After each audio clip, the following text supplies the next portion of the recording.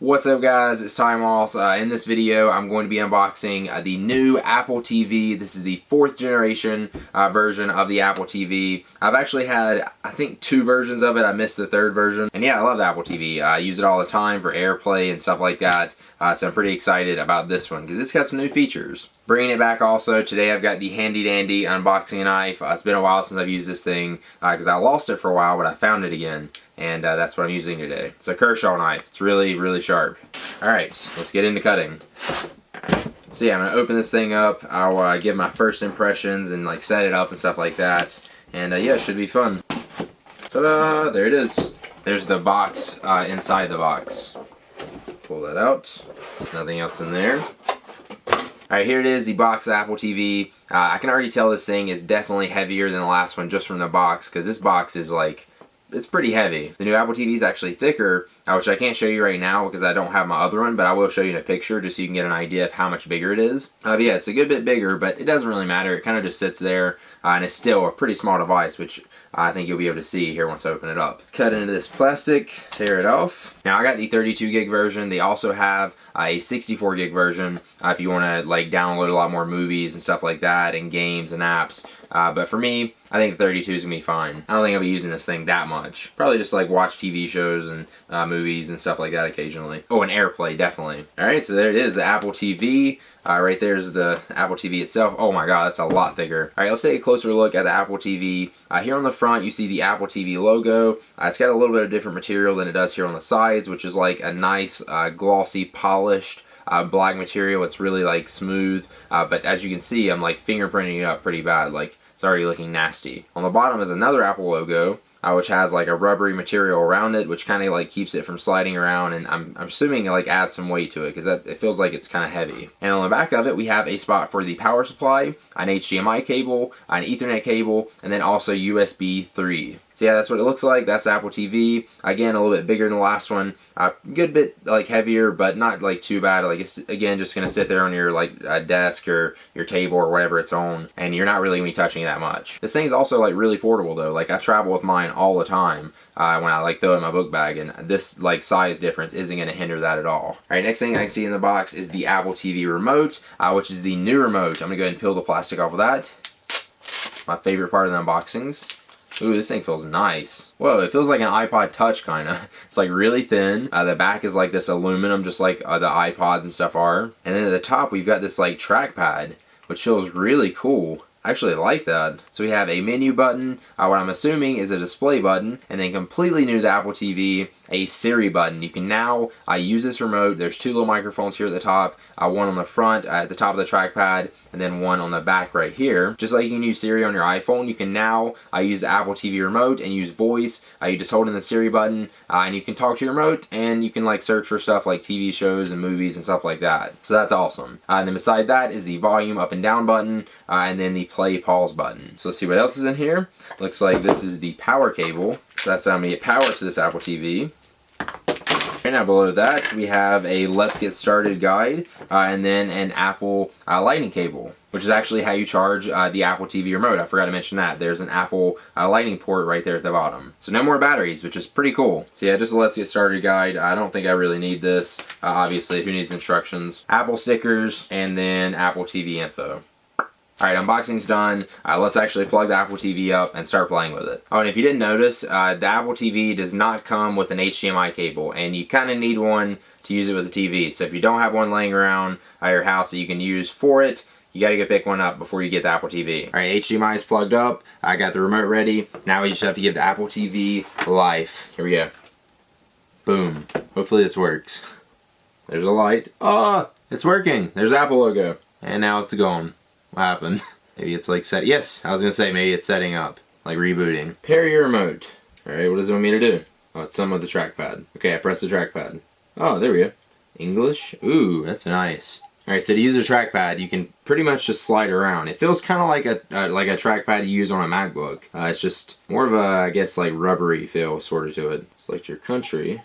It's actually like really nice to scroll with. You can do like a big swipe if you want to do like a long scroll, and then you can do just like a small swipe if you want to do a short scroll. You can just like press it in. Alright, so it says set up your Apple TV, use your iOS device to do automatically, or your Apple ID and Wi-Fi settings to this Apple TV. We'll try it from the remote, just to get an idea of how it works. Alright, here's the keyboard, which I feel like could be a little bit better. It's like a line like this of like letters, and then below that's numbers, so you can swipe up or down, and then left and right, which is, it's actually pretty quick to get from one end to the other, but I feel like there's definitely a better way for them to do this if they want to do it with the trackpad. I'm going to log on to Wi-Fi now. Now I also know if I want to turn on location services, which I guess I will do. I'll enable that. Yes, use Siri. See the world. With aerial screensavers, you can enjoy HD video of beautiful locations from all over the world. Additional videos can be downloaded automatically. I'm going to automatically download that. That sounds cool.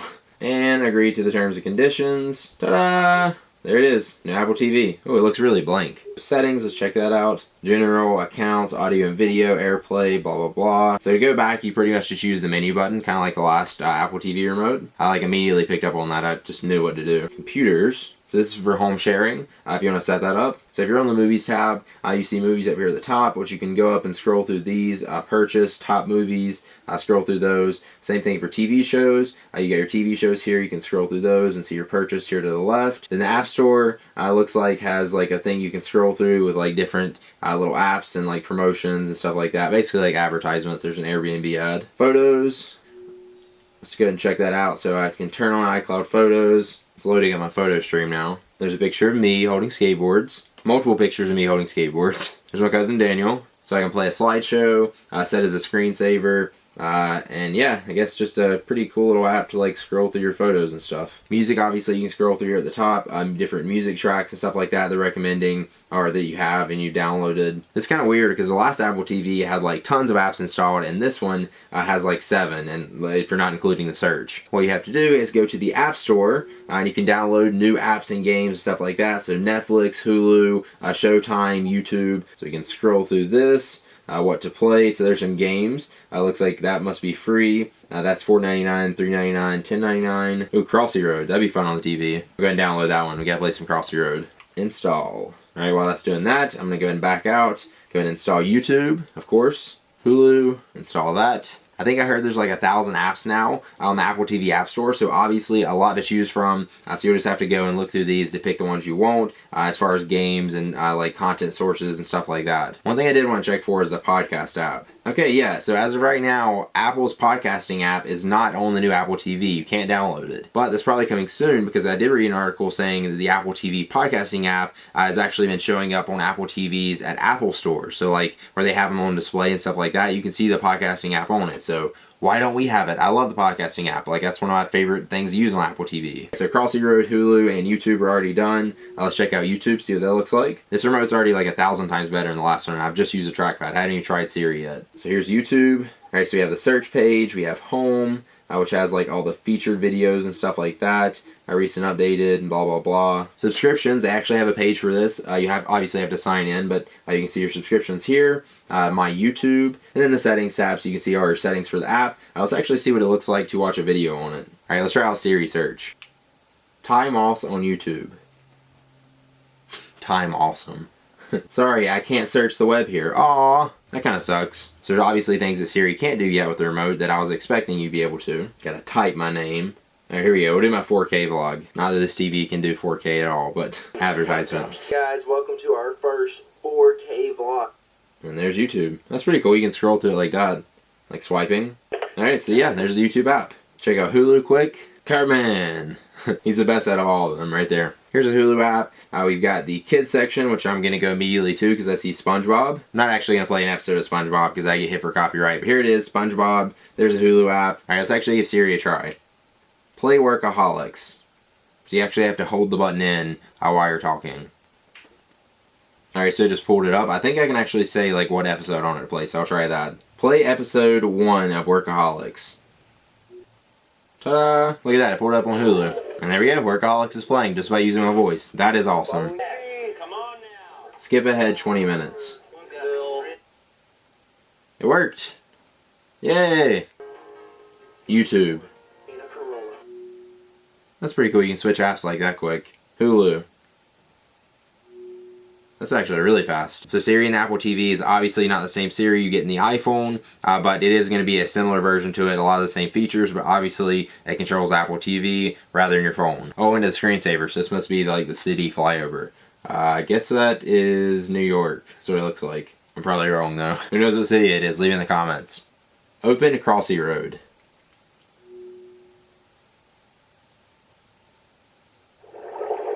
I'm excited. Oh snap. This is like really easy. See, this is a game where you can't, I guess, like control with the tilting. Like it doesn't really do anything. So yeah, this is pretty easy. You just like use the trackpad and swipe up or down. Oop, that was close. Then you can go left or right too. Oh crap, it's getting hard. Beep. Dude, I've got 50. This is like way better than I've done on... I was just talking like I was doing good. I think that's like the highest score I've got on the iPhone right there. First try. Here we go, a game that I'll actually have to like tilt the remote to use. Beach Buggy Racing. It's a free game. To steer, I gotta tilt. Touch the bottom to accelerate. Wait, what? It says, no, I guess I read that wrong. You go forward to go forward and then backward to go reverse. That is awesome. I'm using a trackpad to control it. I kind of like that, it's just the remote's so small. Oh snap. Dude, this is gonna be really fun to just like sit and chill on your like couch and play. Finally, Apple, I'm not like a super big gamer, so like this is the kind of games I'd like to play on my TV from time to time. Something that just takes a second to open up and I can just get to start playing right then. And then I can just set it down and I'm done with it. I feel like with Call of Duty and a lot of other games, you have to like invest your life into it. The graphics aren't really too bad either. Like it's pretty much just an iOS game like put on your TV. I'm excited to see where this is gonna go because like whatever, I'm like losing this race. Alright, that's enough of that, but yeah, like this is only gonna get better. The Apple TV will only get faster. The games will get better. The displays on our TV are gonna get better, and just all around, I think this will end up turning into a pretty good gaming console if Apple keeps improving it in the right direction. So my first impressions and thoughts on the Apple TV, I really like it. I kind of wish this would be a little bit bigger, or just add support for like extra controllers, like making like an actual controller you can use. But at the same time, I do like this, like I was saying with the trackpad. It's kind of cool. It's like a different way of playing, and it's like really simple. And yeah, it's nice. It's kind of like refreshing to have a different experience to play like that with games that I'm familiar with. So let me know what you guys think in the comments down below about the Apple TV 4th generation. Do you like it? Do you hate it? What do you think about the controller / remote? Let me know about that in the comments also. And yeah, I'll see you guys in the next one. If you subscribe, if you do that, you'll see more videos like this when I post them. And yeah, I'll see you guys in the next one. Peace.